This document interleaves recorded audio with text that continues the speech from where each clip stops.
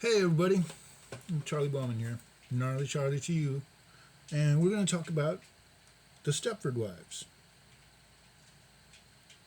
This movie came out in '74, and it's based on a book by Ira Levin, who did Rosemary's Baby, and it's a screenplay by William Goldman, who did the Lord of the Flies. Now, this was the second book by Ira, third book. Anyway, he had already achieved some success when he wrote this story. So, a lot of this story, it revolves around consumerism. And it's based in the day, the current trends of the day, which was women's lib and feminism. And trends go and come, but humanism will stay. So this is basically about humanism and advertising. And there was another movie with Nicole Kidman. I think it was released in 2004. Anyway, it was a remake of this one. I highly recommend this one because this is a good one. Really good one. And the people in it are really good. And basically, what happens is a young couple who they come from the city and they've been around a bit, and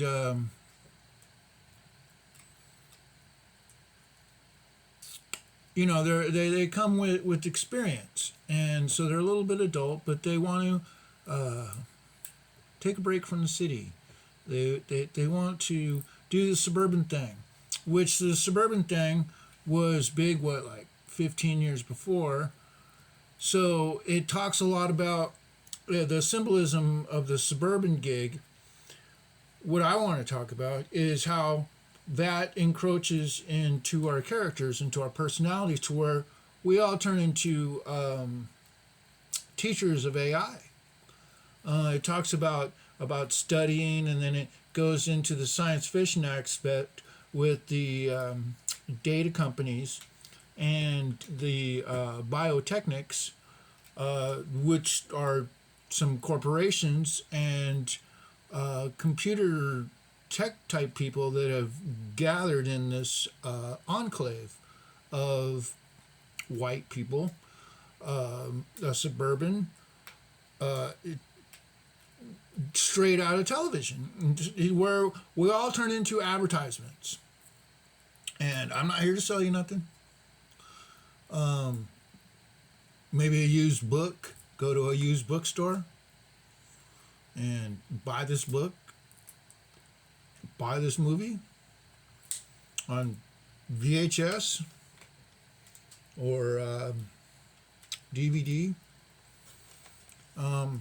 Because I'd never seen it.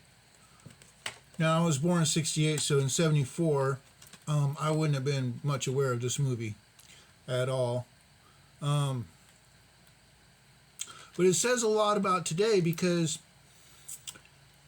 like I said, in this movie, framed in I didn't say it, but so what I'm trying to say is, Catherine Ross is a person that's she's a photographer, and it talks a lot about the movie.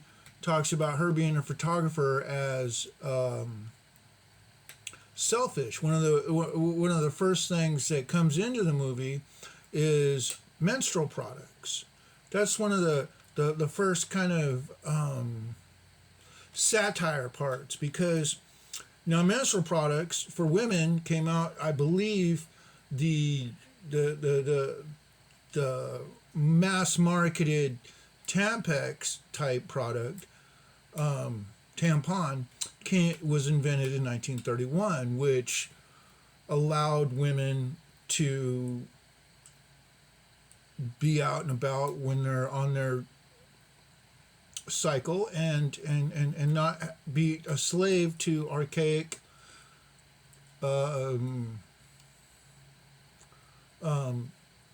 hygiene techniques. So once the 31 came around and you had all this technological advancement with manufacturing, the women wanted to be heard. They were tired of being burned down in these archaic,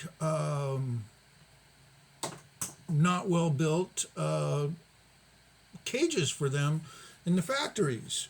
They were designed by men. I mean, we all got to earn something to eat. We all got to go into society, but it's not. We can be a nuclear family without having just nuclear families. The individualism that's expressed in the Stepford Wives, it was very important, and it's not archaic to be individual. Right now, we're going into a new election, and we have 50s, quote unquote, air quotes, Cold War action going on, and everyone wants to be safe. Everyone would like it to be quiet, but it's not going to be quiet. And the more we hide, the more we take drugs, the more we get the psychiatrist prescription and turn ourselves into robots, whether we're men or women, because the men struggle in this movie also. It's not just the women who are victimized, which they are, and but we're all victimized. And then another thing that struck me about this movie is the separation of people. You got the men's association, you got the women who are not allowed to be in association, so to speak, or they're not so to speak, unwritten rule, with the harassment and the oppression coming down, symbolized or by the cop. But you have all these advertisements. Everyone's trying to be an advertisement. Product placement. It's meta in the fact that it has product placement in the movie, and it's directing you to the product placement of how we are becoming product. We are the product. If you watch her drive, the main protagonist, I forget, Joanna, and she drives in the scene in one of the later acts, third act or whatever, when she's running away and she's realizing what's going on. It's a gauntlet of biotech and data processing and basically what's now AI. So even though she gets in her station wagon with a fake wood sticker on it, and all the beautiful cars, and everything looks like a commercial, and don't we all want it to look like a commercial? Well, no, we don't. No, like there was a lot of things changing at that time, and you had the election cycle, and you had the corruption that was becoming more evident, or not basically becoming more evident, but was being reported on the press and being amplified as intellectual philosophy that is no more in the intelligent discourse because we all have been logolized. We're down to logos and we're a brand. Oh, you're a brand. So it's very important that you sell each other. You sell yourself. You sell yourself to no one, the highest bidder.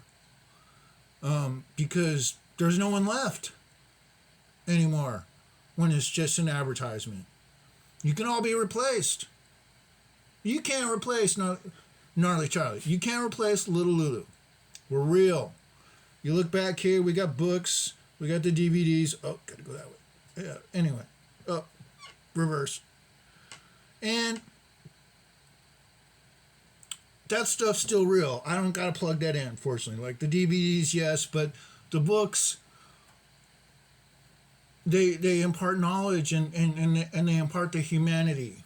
And this movie, The Stepford Wives, is about our loss of humanity in the advertising age with data collection, turning us all into robots, and us doing it voluntarily. You know, I thought this was about drugs. It has the drugs in there because you had the psychiatrics. It has the cult behavior because you had a place called Synanon, one of the places I was in during this, before this was released, and the California, the New Age, and the co-option of the suburban lifestyle to everybody. The inner city co-opted. Everyone has to be like everybody else in a certain sense in order to get along. In the suburbs, even more so. So we're all getting down to a lowest common denominator type of reality at this point. And I just want to say that watch this movie because it's a good one. Stepford Wives. Here's the back. And as you can see, those creepy eyes. So you might be able to figure out what this is about. But I say go watch it because it's about us turning it all into a commercial, us all teaching AI willingly. And now you can do that. Well, we're still doing it through our phones, surveillance devices, and we're all turning into our own dang cop. So rather than despair, I had to share something with you, share some humanity. Catherine Ross is very great. All the actors and actresses are great in this one. Paula Prentice is great, and it all goes to horrible. And it's not like this goofy movie on here, which is just I think it's a French remake of Texas Chainsaw Massacre. Anyway, that has something to say too about, but not much. This, I mean, every time you see the commercials, every time you see that logo, and you'll see them, the product placement, you'll know that you are now a product. So, this is a production of the Gnarly Charlie. So, have a good one. Just wanted to talk to you about this movie.